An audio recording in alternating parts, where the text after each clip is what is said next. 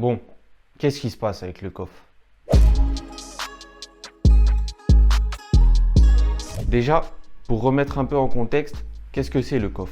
Le COF, ou KOF, c'est une organisation de MMA française créée en 2023, fondée par 3 personnes, dont Gianni Porcu et Jérôme Bouffard, et avec comme visage de l'organisation la légende du kickboxing français, Jérôme Le Banner. Dès sa création, on a vu une volonté du COF de concurrencer des organisations comme l'Hexagone ou l'Ares en mettant en place des événements réguliers sous forme de tournées, en recrutant des jeunes prospects prometteurs venus du circuit amateur et en organisant des événements principalement en province, là où Ares par exemple organise ses événements principalement sur Paris. Maintenant, qu'est-ce qui se passe avec le COF?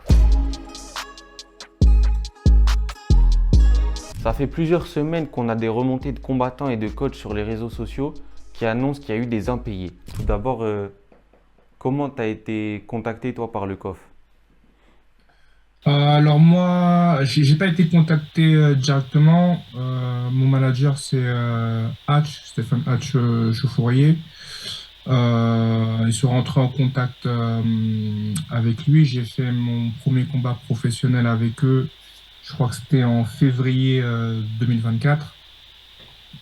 Et à la suite de ça, on a signé un contrat pour 5 combats. Donc au départ, tout se passait bien. Mon premier combat, j'ai été payé.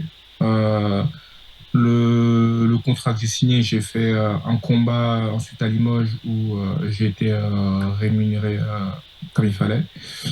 Et le dernier combat que j'ai fait, donc le deuxième combat du contrat que j'avais signé pour 5 combats, là, on n'a pas touché le salaire. Donc tu n'as toujours pas été payé pour ton troisième combat dans Ouais, l'organisation quoi. Ok. actuellement, pas que moi, hein, plusieurs combattants n'ont pas touché leur salaire. Mais voilà, pour répondre à ta question, je suis rentré en contact avec le COF. Tout s'est fait via le management. Ok, ok. Et du coup, c'est toi, tu as commencé ta carrière pro en MMA chez eux. Donc est-ce que tu as été bien accueilli? Tu vois, du coup, pour les 2 premiers combats, tu as été payé, mais en dehors de ça, est-ce que tu as été bien accueilli par eux? Non, en dehors de ça, très franchement, tout le staff qu'il y a autour de l'organisation, il y avait rien à redire. Vraiment rien à redire. Un bon accueil. On est traité à tous les niveaux comme il faut, que ce soit pour l'hébergement, le déplacement. Il n'y a jamais aucun souci à ce niveau-là. Des malversements dans le MMA, aussi scandaleux soit-il, c'est pas la chose la plus exceptionnelle qui soit. Attention, on n'essaye pas de minimiser la chose, on dit juste que c'est déjà arrivé et que ça arrivera sûrement encore. Cette vidéo, elle n'est pas là pour accuser qui que ce soit. Nous, on essaie juste de mettre les choses au clair, de comprendre et d'informer afin d'en tirer des leçons et que ce soit bénéfique au futur du MMA français. On veut juste la vérité, afin de rendre le MMA français plus clean et plus transparent. Tout commence donc sur Twitter, où en fin d'année dernière, des tweets sont remontés se plaignant d'impayés de la part du COF. Selon nos sources, ce serait plus de 80% des combattants sur les 3 derniers événements qui n'ont pas été payés. On en serait presque à 65 000 euros que le COF devrait aux combattants. Ok, ok. Et donc là, c'est ton troisième combat qui n'a pas été payé, sachant que du coup, tu en as encore, techniquement, tu es encore signé chez eux pour 2 combats, c'est ça? 3 combats. Il restait 3 combats pour le Ok, coup. oui, ok. Et si c'est pas indiscret, la somme qui devait te verser, c'était de combien? Moi, il me devait 2000 balles. Ah ouais, mais c'est quand même des bonnes sommes pour eux. Je pensais Ouais, vraiment que bah c'était un peu moins. ça va. C'est pour les débuts dans le MMA. Ce qu'il faut comprendre, c'est que quand on ne paye pas un combattant, c'est pas juste une personne qu'on ne paye pas.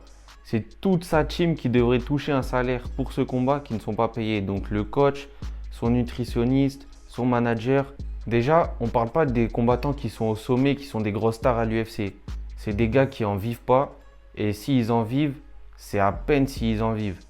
Et un combattant pro, ça combat 5 fois dans l'année si tu es très actif et dans le meilleur des cas. Donc si tu n'es pas blessé, si tu as des combats, s'il n'y a pas d'annulation de dernière minute, etc., etc. Donc imaginez retirer le quart, voire le tiers de la paye annuelle de quelqu'un. Et tout le monde le sait, mais il ne faut pas l'oublier, le combattant, quand il rentre dans la cage, il met sa santé en jeu, qu'elle soit mentale ou physique. Bah, je suis pas dans les petits papiers, donc franchement, je pourrais pas te dire si il y en a qui ont touché leur billet ou pas.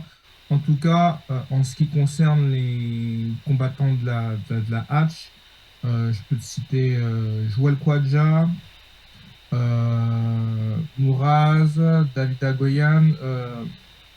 Tous ces combattants-là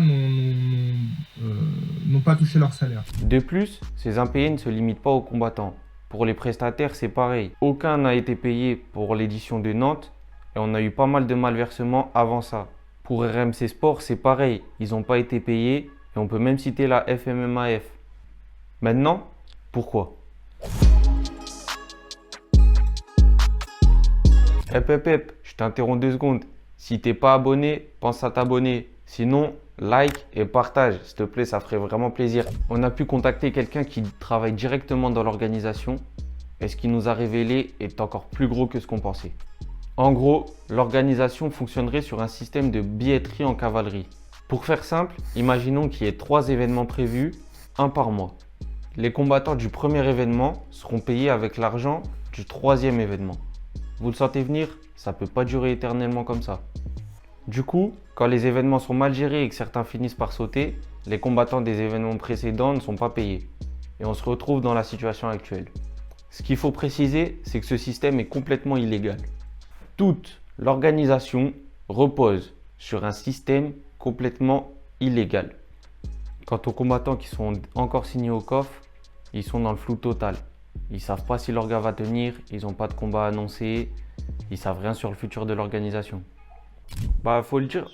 En vrai, c'est bien d'avoir des témoignages des deux côtés, hein, parce que faut avoir les deux opinions de toute façon. En plus, t'as pu combattre pour la ceinture, donc je pense que ça veut dire que ça s'est bien passé, quoi.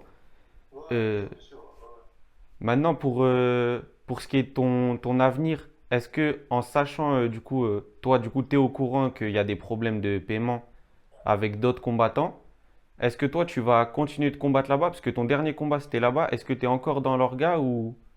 C'est comment? Je suis censé du coup actuellement être encore avec eux en fait dans l'organisation.